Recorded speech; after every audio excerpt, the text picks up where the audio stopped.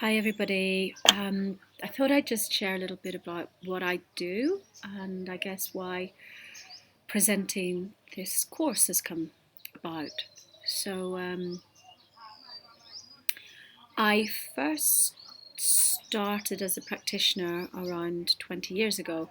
I was actually trained as a drama teacher from I was 18 and had worked with very varied groups in inner cities, including young people with disabilities and learning disabilities. Um, and grew up in Belfast in Northern Ireland during what people call the Troubles, so during the Civil War. And had a lot of very interesting times there. So I was interested in things like yoga and meditation and practicing these from I was 10 years old. And when I was around 15 or 16, after a series of awakening things that happened to me, some of which happened in church, I became more and more interested in the occult, as people might call it, but just earthwork and principles of intuition and psychic energy. And none of this was very formed, but people used to share information with me, and I spent a lot of time also in my days in Belfast meeting lots of people from different walks of life because I was very interested in humans and what they do and how they work. And I went through what we would call a dark night of the soul when I was 26, and that included being really, really, really sick at one point, and although I didn't even go to the doctors until I was over the peak of the illness, it looks like I had pleurisy and pneumonia on top of chronic asthma and a very bad flu, and which rendered me very, very, very ill for months and months after. And at one point, I'd wondered if I was, going to be able to stay on this planet.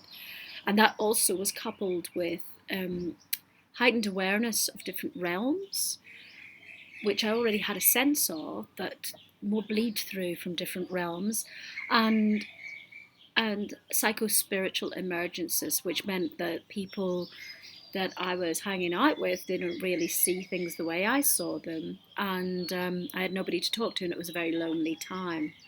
And that opened me up to seeking to do some self-healing and to learn more about healing. And I did my Reiki 1 initiation in 1999 or 2000. And I also started training in counselling. Um, and and there began the work as a proper practitioner. Well, not proper yet, I was still a baby, to be honest. And then I started doing deeper qualifications in both, and a doctorate, which involved trauma theory and studies. When I look back, I guess actually I had some personal interesting things that happened when I was just Reiki 1, Reiki 2 level, where what people maybe call spirits or entities used to come into me, and I would look at what was going on, and I let that happen a bit, and then I dismissed it because I knew I didn't know enough about what was coming in and looking through my eyes, and that deepened my awareness of what some people would call the spirit world. I was also working a lot in my doctorate, which I did from 1999 or 2000 to about 2003 or 2004.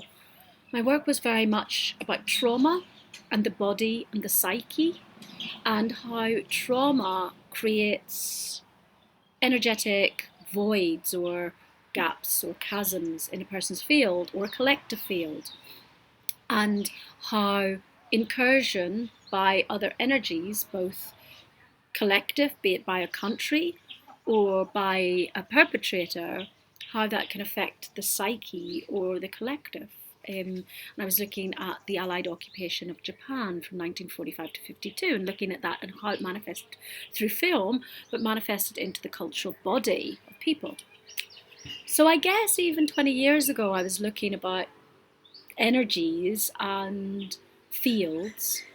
And as I've deepened my journey, I've done more and more work around these things. So I have done quite a lot of trauma training with modalities like comprehensive resource model, internal family systems, sensory motor psychotherapy.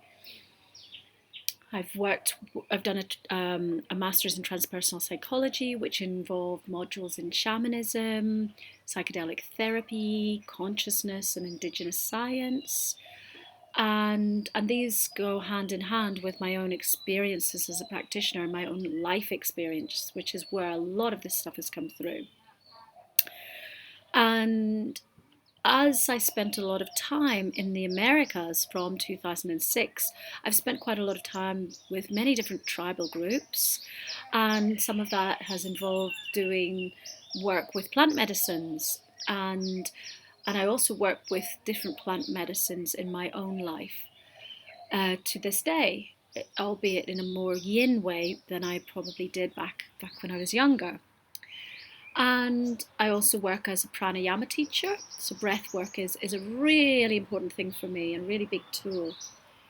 And over the years, I saw some really weird stuff in Indigenous settings, usually because of the incursion of Westerners into Indigenous settings, where things like what they call brujeria, witchcraft, sometimes was entering the field, and people could end up with very big energetic disturbances. I've also, as a Reiki practitioner, and now I'm a Seiken practitioner, which is a more powerful form of energy healing or medicine that contains Reiki as well. I started looking at where is the energy going, and started realizing sometimes when I was working with certain clients, I'd feel very tired after, and this was the same when I was working in a counseling setting, and sometimes also working when I worked with the mental health helpline in the early noughties, early 2000s. Sometimes when there was really serious disclosure taking place, noticing how I felt afterwards, and when I didn't have enough supervision and things like that, and how long it took me to recover, because I'm very, very energy sensitive. I've actually got people to say we shouldn't say energy sensitive, we should maybe say intuitive. So I'm actually going to rephrase that now that you know that people are choosing to use a different thing. So I'm highly intuitive. And people who are, some people call them empaths or intuitives, first and foremost, often on our own journey in life, we've had some significant traumas or events that have sometimes meant there's an abrasion. And I think everybody's got some sort of violation that's taken place or trauma, even if it's from in utero, that we've all got things that are there for us to work with. And for me, I guess I had some tools along my teenage years, and I had a lot of things presented to me in my path to work with, which I had to do often alone. But I have realized that I understand and see things and see patterns in a way that some people don't, and some people do better than me, and some people do in a different way. So we all have heightened perceptions, and some of us are waking up into these, and some of us have a slow journey with them, and some of us were born with them. And as more and more of us become more energy sensitive or energy intuitive, our own fields also become more perceptive. And this is where it's interesting, because when we become more at one with the cosmos and with everything in it and with others, we often can feel what they're feeling and feel the energies of, say, the plants or the people who live there. And that's where management of that is really important. So for my own preservation over the years, I've had to acquire more and more tools to help me to stay grounded and energetically strong and robust to be able to do practitioner work. And I certainly know that when I was younger and had less skills, I was able to do a lot more work with people. And now, because of the nature of my work, and I think the nature of the time, and that I'm now using deeper tools and probably more profound things with people, I can do less and less work of that in a day because I need to spend more time working with my own energetic field. And I also am not able to go to lots of things like nightclubs like I might have done back in the day because I feel so energetically aware of other people's fields. And I'm now at a point, I guess, in my ego development and my hormonal existence that there's nothing driving me to want to meet huge amounts of people for no reason who I'm never going to see again, because I've got quite enough on my plate with the people and communities that I deal with. So I mentioned my age in that, but I also know that that's a case for many of us now, and as we become more sensitive or intuitive to energy, we start to realize just how many points there are where transference can take place because energy is not seen necessarily. And we suddenly realize that I went to that dinner party and somebody just talked all night long, and I absolutely feel exhausted because firstly, we didn't get to speak, but secondly, because actually sometimes people who just talk and talk and talk and don't listen at all are unwittingly often taking other people's energy. So along the way, from many initiations and learnings, I've learned to fortify my energetic field, and some of that I've done through learning more energy medicine and things like Seikhem, energy healing, and learning things like Kundalini yoga and working with pranayama and boosting my field with more prana so that my energetic field is more robust, and doing things like grounding techniques from certain indigenous tribes that I've learned with or that other people have passed on. So I'm happy to say I now have a toolkit that means that in any particular setting, I generally have what I need, but I'm always looking for more because, for instance, we might, in some workshops, we might use sage or incense to clear our field. And in some places, there are smoke alarms, or people aren't allowed to burn things. We're not allowed an open flame.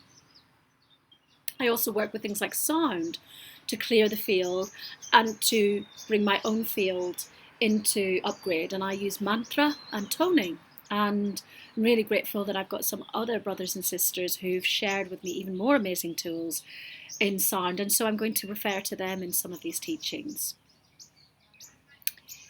So for me, what can I say? I know how important this is. I know that not all of you may have the same astrology as I might have, or the same life path or upbringing, and therefore you might not have got the need to work with energy in the same way as I do. But I really want to emphasize that all practitioners should know some of this because you have a duty of care to yourself and to others. And therefore, if you want to, and I've said this in some of the other transmissions, if you feel you're in a pathway where you are regarded as an empath and your consciousness sometimes goes to the unseen realms, you might find the later sections useful. The teachings here are very much for people who are in a normal standard setting, and they include some of the teachings that I've got from some of the energy work and energy medicine lineages, from some of the psychotherapies, from some of the earth keeping and indigenous techniques that we use, and some consciousness and quantum studies. But these are just the tip of the iceberg, but they're enough to help you to start to gain an awareness. And a lot of this is very much about your intentionality and awareness. Once we're aware of something, we can make the field more safe. and we'll be discussing that more deeply in future transmissions in this section, is that there are, thankfully now, so many findings about the quantum universe and consciousness that things that if I'd said them to you 3 years ago, you'd probably think that I was just a crazy woo-woo who's making this up. And I've gone to university and studied to doctorate level, and I've done 3 different masters. And yeah, it's I have the academic studies and the backing to say some of this stuff. What I'll do is signpost you to the easiest texts which consolidate lots of this, because that's the brilliant thing, is that some amazing people have now put these studies together so that I can speak, put it in lay people's terms, and you can go and read more about it, and we can signpost for you. And then you, if you have clients who need to know more about this, or you need more, you can know where to go. So I'm super grateful for that. That's the short version of my story. And I guess I'll tell you little things along the way. But I'm grateful that the portal has opened for these teachings to be shared now, because all all practitioner work is going to go through a huge transformation in these years. And that's really exciting, because so many new novel ways of working are going to come through. A lot of us are already busy with our limited vantage point, with sharing tools and bringing them together, so that basically we're going to be able to lessen therapy time for people, which helps to not put so much financial stress on people and helps for more people to clear trauma. What that does mean on the flip side is that we need to create energy safe containers, because as we deepen the profound nature of what we're offering, and have these cross fertilized containers, we need to be really, really clear about what we're doing, and we need to have vessels that are safe so that people can go through these transformations. So as long as we are in due diligence about what we're doing here, and the containers we're creating, we actually have a really exciting time to come. But I would not personally give a blessing to anybody to have very deep catalyst modalities with things like Kundalini energies, which people are talking about, or working with deep traumas or sexual traumas or anything, unless a person really understands transference and energetic hygiene. So we have exciting times ahead, and everything is here at our fingertips. But we're not allowed to be greedy, and in order to use these tools capably and for the greatest good, we have to do the work, and we have to understand more about energetic hygiene, and it starts with us. So thank you for tuning in, and I look forward to sharing more very soon. Take care. Bye bye.